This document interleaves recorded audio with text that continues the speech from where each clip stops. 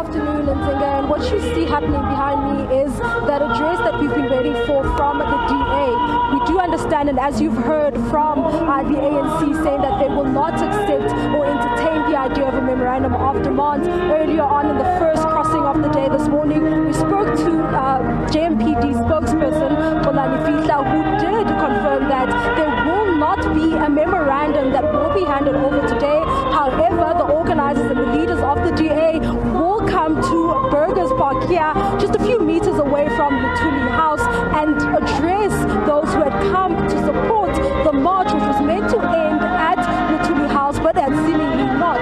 We're going to speak to Pule Mabe yet again about the route that was meant to be taken by the marchers, and it seems as though there were some changes in order to avoid any clashes and in order to avoid the two sides meeting each other. I'm just going to ask my camera colleague to show you on the other side. So over there are the ANC Youth League members that have been protesting all day outside Luthuli House. Now the police are really working hard and overtime. I did show you visuals of the security details on from the other side since this morning, where we saw barbed wire and police personnel stationed in front of that gate over there, preventing people. We ourselves could not go in using that gate. We had to come around. I'm just going to ask my camera colleague to continue panning just to show you the police here and the police contingent that is over here. It seems as though they have gone really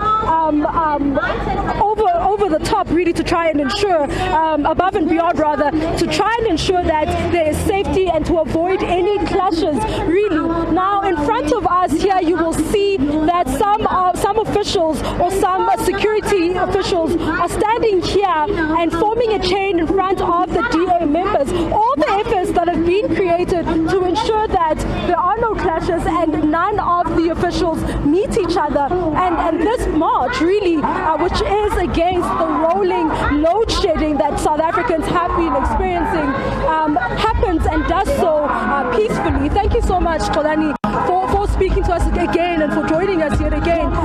Talk to us about that route, because I was worried. This is Helen Joseph, and when you say they're going to go on Helen Joseph, it means they're going to come through Helen Joseph and walk right past those protesting ANC members. What did you have to do in order to ensure this thing happens smoothly? Definitely, we had to put in contingency plans from the onset. We did see that there might be terrible disturbances if the route does go past Luthuli House. So from the onset, the route was on the Lillian Ngoyi Street and turning right into Harrison Street and right here to Bearsnedere Square, just to avoid any disturbances and disruptions. The only disturbances and disruptions that we have so far is the traffic disruptions that we did expect, and at this present moment those contingency plans are working well so that we do avoid any clashes between the groups. And I can say that I can big up all the law enforcement agencies who are here today to ensure that this approved march does go through and that there aren't any further disruptions that we aren't waiting for. Now it seems as though they'll be heading back to Mary Fitzgerald Square after this. Do you also have a police contingency waiting for them there? Because it seems as though this might continue well into the night, as we spoke earlier today. No, definitely. As we're DC, we expected the march to start at 10, and it started much later than that. So we are expecting the times to expand to what we did expect. But from here, they're going to use Helen Joseph using the eastern direction and then turn right into Riesick Street and right into Rahima Musa, straight back into Mary Fitzgerald Square to avoid Luthuli House again. So it is important for us to make sure that everyone is safe and that everyone does use the correct route that we did stipulate. Okay. Now talk to us about the kind of resources that you've had to deploy. I see some police officers are on horses, so it seems as though there are officers everywhere where it seems as though there are also community policing forum members. Talk to us about that.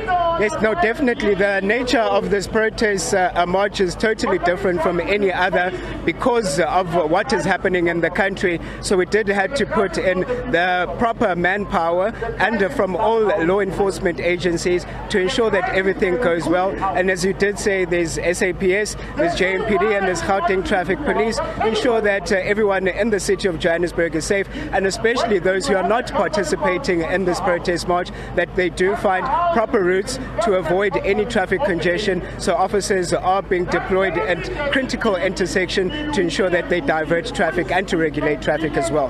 Hey, thank you so much for speaking to us. There you have it. That is Xolani Fihla. In the background, it is that address that we've been expecting throughout the morning from the DA to the supporters who have emerged and convened right here at Burgers Park, just a few meters from Luthuli House, where my colleague Natasha is stationed. Natasha, I can see you from where you are. What is happening there? Are members of the ANC trying to come through to this side where we're stationed?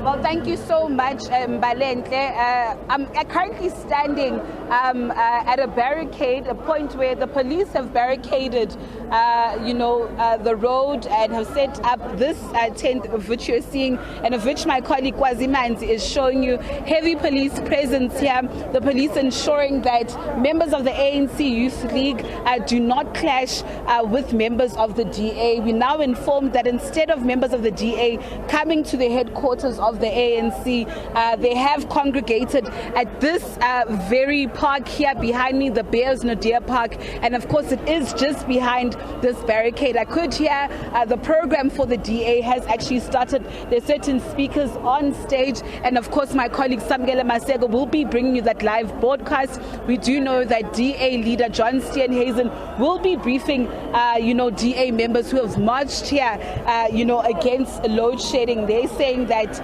they're marching here against the Eskom crisis, or the energy crisis, which has plunged our nation into darkness and cost the livelihoods of people, cost the economy millions if not billions of rands, and cost not only small business owners, farmers and all sectors of society a lot, quite a lot.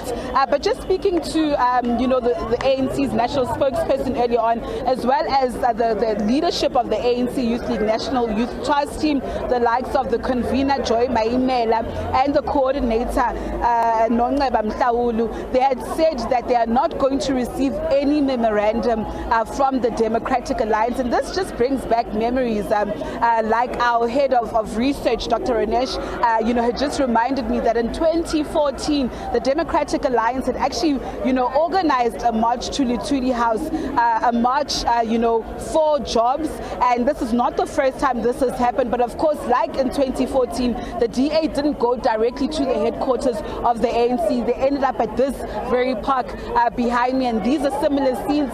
This has happened yet again in Zinga, and of course we've just been also hearing earlier on members of the ANC National Youth Trust Team, which has started taking the Youth League to court, I beg your pardon, to conference later on this year, saying that they will be planning their march to Eskom soon, and of course details of that march will be released to members of the media soon. But really they're saying that the DA is just gimmicking, they're playing politics, and of course this is ahead of the 2024 election, saying that they're trying to gain brownie points with the electorate of South Africa. If they were really serious about the energy crisis, they would have somewhat marched to the Eskom headquarters, which are in Sunning Hill at Megawatt Park.